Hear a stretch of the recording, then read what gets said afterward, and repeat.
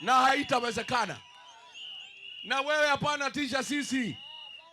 Wewe Ruto umetujaribu for too long. Umetusukuma kwa ukuta. Umefuta watoto wetu kazi. Umetuharibia biashara. Umehangaisha watu na KRA. Sasa unatuma guns kupiga sisi. Unatuma polisi kupiga sisi. Tunasema enough is enough. Shaigana. Hatuwezi kubali tena ya kuhangaishwa. This is our country. Sisi tuko na haki ya kuishi Kenya.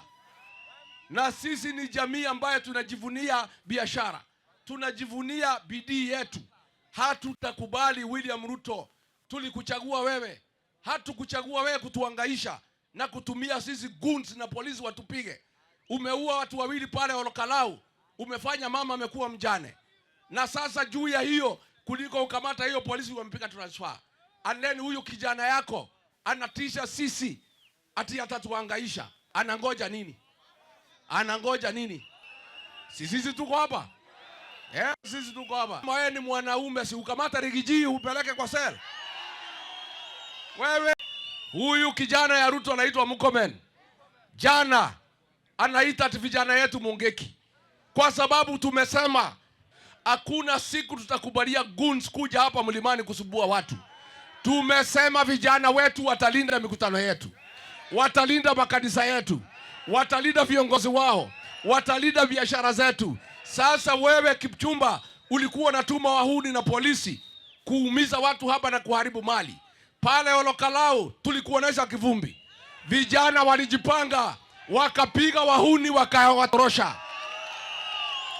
Vijana walijipanga polisi ulituma wakafukuzwa.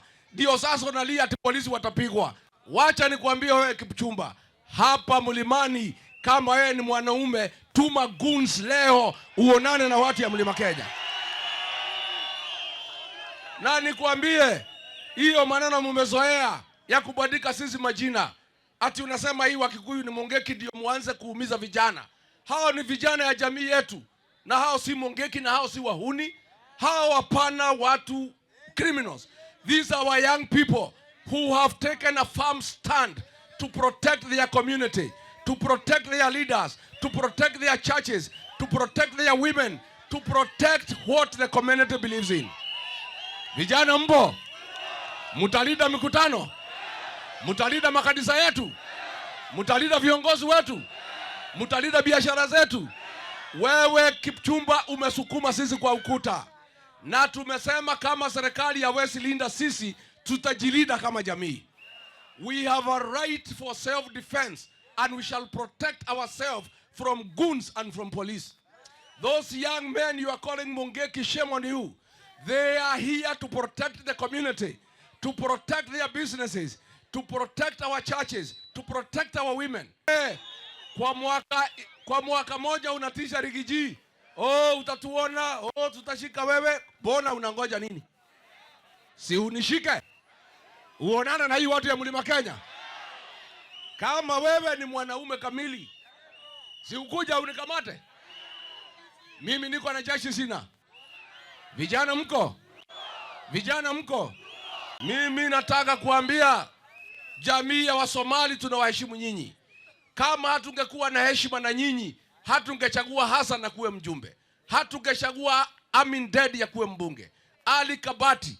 Hao Wasomali wako na biashara kila pahali. Hapa Gurubani, hapo Karatina, Murang'a, Nyanyuki, Nakuru. Kwa sababu Wasomali ni wafanyi biashara. Na tunapendana na tunaketi pamoja. Na mimi nikuambie Kasongo, wewe umetuma Duale kutukana sisi. Ni sawa. Wewe umetuita mafisi, ni sawa. Tumekubali. Mwaka ujao tutakula wewe, tukutafune na tukumeze. Mafisi mko? Si mafisi mko? Si Kasongo ametuma Duale kutuita mafisi? Tumekubali sisi ni mafisi. Na hatutakula mtu mwingine. Ile sisi mmetuita mafisi, tunakaa tunangojea wewe Kasongo. Tarehe 10 mwezi wa 8 tutakukula, tukutafune na tukumeze. Ikifika saa 6 utakuwa umeenda nyumbani.